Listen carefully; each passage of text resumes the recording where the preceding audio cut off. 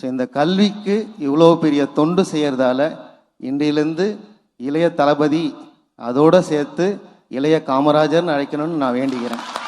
Thank you. ஒரு ஆசிரியர் மேடையில் ஏறி இறங்கி பேசினாங்க, இன்றைய காமராஜர் விஜய் ஐயா தான்.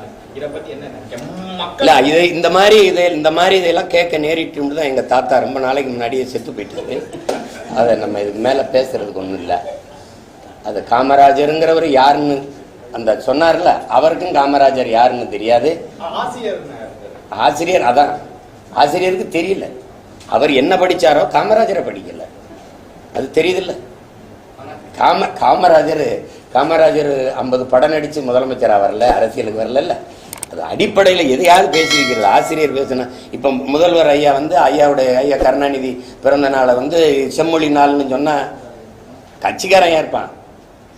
தமிழ் மக்கள் இந்த இன உணர்வு மாணவன் உண்ட தமிழன் ஏற்பானா?